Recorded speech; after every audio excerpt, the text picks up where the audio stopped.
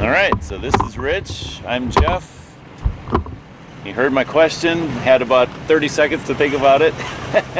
What do you think happens after this life? What do you think comes next? After this life, I do believe that your soul winds up in heaven with Jesus. Okay. Do you believe also that there's a hell, heaven and hell, that sort of thing? I do. Yeah. Sounds like you have a church background, or? Yes, I attend, I'm Catholic, I go to Mass every week, yeah. Yeah. So if there's a heaven and a hell, some people will end up in one and some in the other. What do you think would be the difference? Like how are they different? Why do some people go one way and some the other? Well, if you completely ignore the Ten Commandments, yeah, and live life on your own terms, yeah, I don't believe that you're going to make it to heaven. Okay, so would you say it's a matter of, would you say following the Ten Commandments? Yes. Now, I'm pretty sure you'd say you haven't followed them perfectly. Of course not. The thing is, we're all sinners. Yeah. But God forgives sinners. Yes. And then you did say you want to be in heaven with Jesus, so Jesus has something to do with it. Yes. Right? Yes, and of course you want to see your deceased family members. Yeah. So, and this life is short. I'm 84. I know I don't have that many more years. So, and my wife's been dead 19 years. Sorry to hear that. So, and I had a lady friend for 9 years, and she's gone. And okay. Yeah. So, it's a journey. Yeah. Life's a journey. And you need a purpose, because if you die and it's the end, there's nothing there. Yeah. What was it all about? What was it all about? Yeah, that's for sure.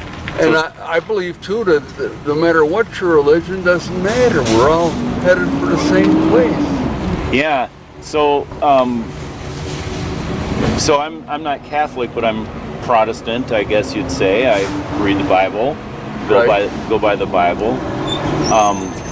So, like, I would probably push back against that to say that all people have the same, well, I mean, hopefully we'll all go to the same place, to heaven. Right.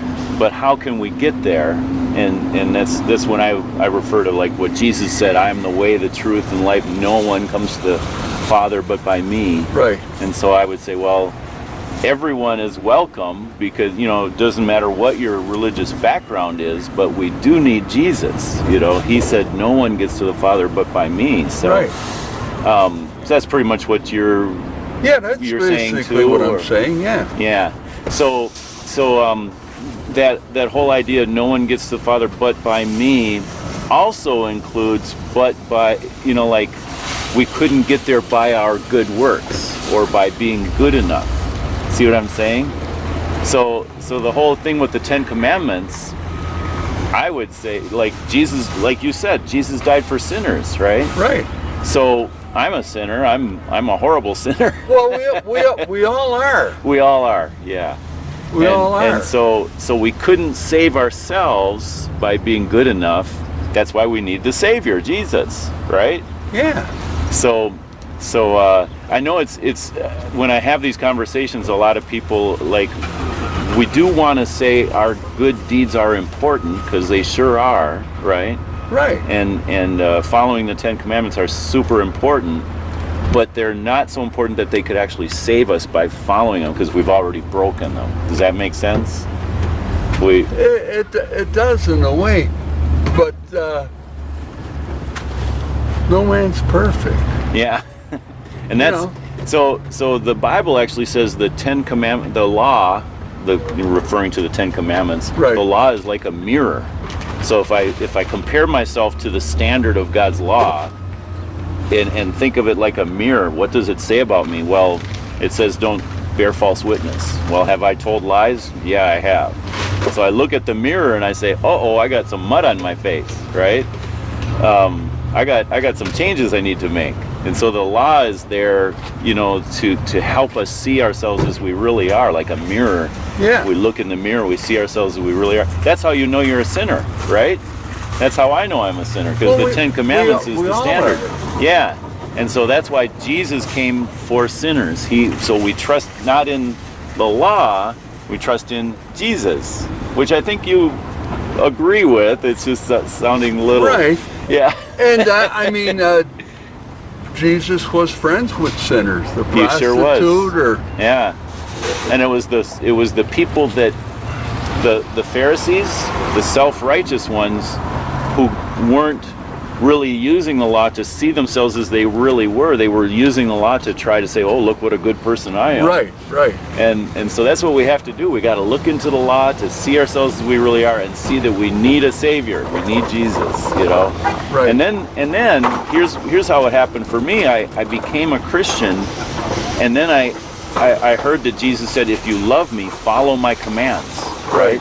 So it's like, oh, well, I haven't really read the Bible much. What are your commands? And so I started reading the Bible.